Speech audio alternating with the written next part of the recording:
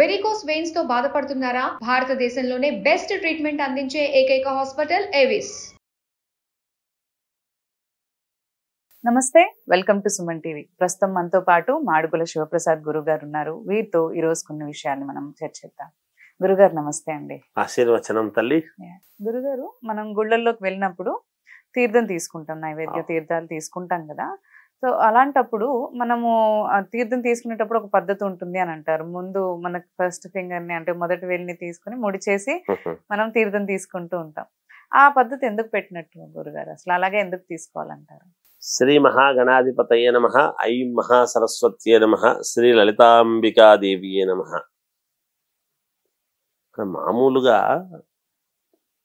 ఇది గురుస్థానము, గురువేలు, శనిది, ఇలా వేళ్లకు ఒక ప్రాధాన్యత ఉన్నది. తీర్థం తీసుకునేటప్పుడు ప్రతి వాళ్ళము కూడా దేవాలయానికి వెళ్ళినప్పుడు ఏదో మామూలుగా తీసుకొని ఇలా తలకు పూసుకొని పోతూ ఉంటారు. దేవాలయాల్లోకి వెళితే తీర్థము అంటేనే శంఖములో పోయింది తీర్థం అవ్వదు అనేటువంటిది మనం పదం వింటారు చాలా మంది. అది మూలికల యొక్క అభిషేక జలం తీర్థం. పరమేశ్వరుడికి అంతా కూడా అభిషేకం చేసి చేసి చేసి మళ్ళీ ఆయనకు మామూలుగా మంచినీళ్ళతో ఒకసారి చేసి ఈ జలము, ఈ తీర్థములో కొన్ని మూలికలు అనేటువంటివి కలపడం జరుగుతుంది. మూలికల యొక్క ఇది ఏమిటంటే ఓషధల యొక్క ఇది ఏమి అన్నప్పుడు, మనం రాతి విగ్రహం కదా భగవంతుడు చేస్తున్నప్పుడు ఎటువంటివంటే అటువంటివి చేస్తే రాతి విగ్రహం కూడా అక్కడక్కడ ఇబ్బంది అయ్యేటువంటి పరిస్థితి ఉంటుంది. అలా కాకుండా అందుకే ఎన్నేళ్ల పట్టి చేస్తుంటారో కొన్ని వందల సంవత్సరాలైనా ఆ విగ్రహం అలాగే ఉంటుంది. ఎందువలన అంటే ఈ ఓషధల యొక్క జలముతో చేస్తూ ఉండేటువంటి దాని వలన అనేది మనం గ్రహించాలి.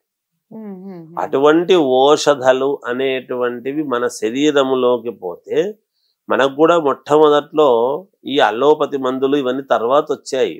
ఆయుర్వేదము అనేటువంటి దాని వల్లనే మామూలుగా వచ్చింది. దానికి ఒక కథ ఉన్నది. మనకు 27 నక్షత్రాలు ఉంటే 27 నక్షత్రాలకు 27 చెట్లు ఉన్నాయి. ఆ మూలికలు అందుకనే ఋషులు మొదట్లో మామూలుగా తపస్సు చేసినా చెందినా ఇప్పుడు మనలాగా ఏదో టిఫిన్లు అవన్నీ తినేవాళ్ళు కాదు. ఒక స్థానము అని ఏర్పాటు చేసుకొని మౌనం మంత్రార్థ చింతనం అని లోపల నాలుక కూడా కదలకుండా మననము చేసేటువంటిది మంత్రము అనుష్ఠానం. అటువంటి అనుష్ఠానము ఏ ఇష్టి కోసమైతే తిప్పుతున్నామో ఆ జపమాల ఉంటుంది. ఒక్కో దానికి ఒక్కోటి, ఒకటి ముత్యపు మాల, ఒకటి పగడపు మాల, ఒకటి రుద్రాక్షమాల, ఇలా గంధపు మాల, ఇలాంటి మాల, తులసి మాల, ఇలాంటి మాలలు ఉంటాయి. రుద్రాక్షమాలలు ఎప్పుడు కూడా ఎక్కువగా వీళ్ళు ఋషిపుంగవులందరూ కూడా తిప్పటం చేయడం జరుగుతుంది. కమండలములో మూలికల యొక్క జలము ఏ తిథి వార నక్షత్ర యోగ కన్నాన్ని దీన్ని బట్టి చేసేటువంటి విధానము, ఆ తీర్థము తీసుకొని ఇలా నీళ్లు చల్లితే శపించేటువంటి దానికి అవగాహన వచ్చింది. ఎందుకంటే వాళ్ళు ఎక్కువ మాట్లాడే వాళ్ళు కాదు, నిరంతరము లోపల మంత్రము అనుష్ఠానం చేస్తూ ఉంటారు, మంత్ర జపము చేస్తూ ఉంటారు, మంత్రాన్నే మననము చేస్తూ ఉంటారు నిరంతరము. కాబట్టి ఆ చేసి చేసి చేసి చేసి ఆ నోటికి పవర్ అనేది వస్తుంది. అంటే వాక్ శుద్ధి, వాక్ సిద్ధి రెండు ఏర్పడతాయి. అందుకనే ఆయన అంటే ఏదన్నా అంటే జరుగుతుంది అనేటువంటి మాట ఇవన్నీ వస్తాయి. అలా చేసేదానికి అవకాశాలు ఎక్కువగా. ఎందుకు?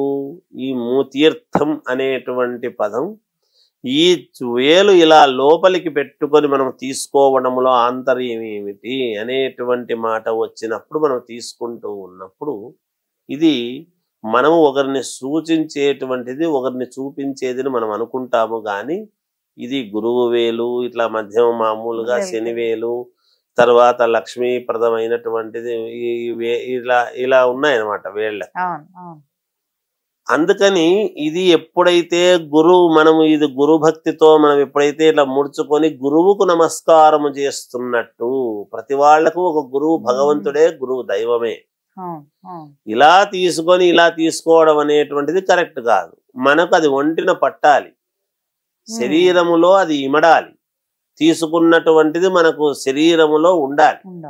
ఇలా తీసుకుంటే తీసుకోదు, కుదరదా అంటే కుదరదు, ఉపయోగం లేదు. ఎలా చేస్తే ఏమిటి అనేటువంటి దానికి ఒక పద్ధతి ఉన్నది. అందుకనే ఏ మంత్రము అనుష్ఠానము చేస్తూ ఉండినా అంగన్యాస కరన్యాసములతో చేయవలసినటువంటి అవసరము. అలా చేస్తేనే దిగ్బంధన, తర్వాత దిగ్విమోకం అనేటువంటి ఉంటాయి. అనుష్ఠానం అయిన తర్వాత పద్ధతి ప్రకారముగా చేసినప్పుడు అది చెల్లుతుంది, అది మనకు వర్తిస్తుంది, లేకపోతే వర్తించదు.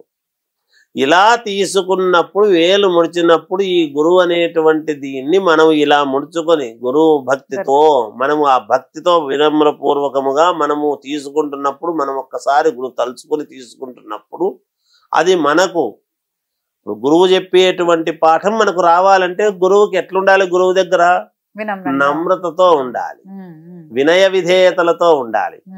తీర్థం ఇచ్చినప్పుడు కూడా ఈ గురువుకు సంబంధించినటువంటి వేలు ఇలా మనము లోపలికి తీసుకొని, ఎప్పుడైతే దీనికి మనకు సంబంధించినటువంటి ఇది ఇట్లా తీసుకుంటున్నామో అది భక్తిపూర్వకముగా వినయముగా తీసుకున్న దానికి భగవంతుడు హర్షించి మనకు ఆరోగ్యాన్ని ఇచ్చేటువంటి దానికి యోగదాయకం అవుతుంది. అలా తీసుకున్నప్పుడు కూడా కింది నుంచి మళ్ళీ ఏదైనా ఒక కర్చీఫ్ లాంటిదో పంచె లాంటిదో ఉండాలి కింద. ఈ చెయ్యి మళ్ళీ కింద ఉండాలి, ఇలా ఒక చేత్తో తీసుకోకూడదు, ఇలా కిందికి ఉండాలి. ఇలా తీసుకొని జాగ్రత్తగా చెయ్యి కడుక్కోవాలి. ఇలా ఊరికి నెత్తికి పూసుకోవడము, ఎక్కడంటే అక్కడ పూయడము, ఏదో స్తంభాలకు పట్టియడము అలాంటివన్నీ కూడా చేయరాదు. ఇది చాలా పరమ పవిత్రమైనటువంటి జలం. మనము దేవాలయానికి వెళుతున్నాము అంటప్పటికీ అందుకే చేతులు శుభ్రముగా అన్ని చేసుకొని అక్కడికి వెళ్ళడం జరుగుతుంది. అక్కడికి వెళ్ళిన తర్వాత కూడా ఒక్కసారి చేతులు కాళ్ళు కడుక్కొని లోపలికి పోవడం అనేది జరుగుతుంది.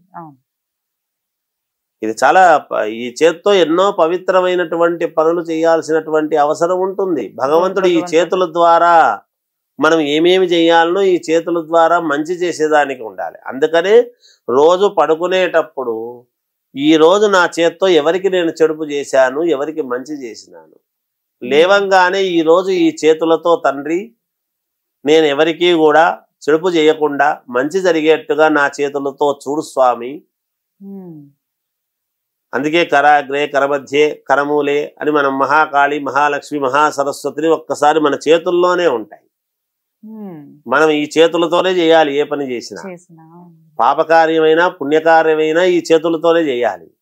ఈ చేతులతో ఈ రోజు నన్ను పుణ్యకార్యం ఏదైనా సరే మంచి కార్యం జరిగేట్టుగా చూడు తండ్రి, ఎక్కడా కూడా ఎవరికి ఇబ్బంది కలిగేటువంటి పరిస్థితి నా చేతులతో చేయించొద్దు అని నమస్కారం చేసుకోవాల్సినటువంటి అవసరము ఆవశ్యకత ఉంది. అందువలన ఏలు ఇలా మడిచి మనము తీర్థము తీసుకోవటం అనేటువంటిది మనము గురువుకు సంబంధించినటువంటి ఇదితో మనము తీసుకోవాలి అనేటువంటి పద్ధతి విధానము చెప్పినారు. అలాగే గురుగారు, ధన్యవాదాలు.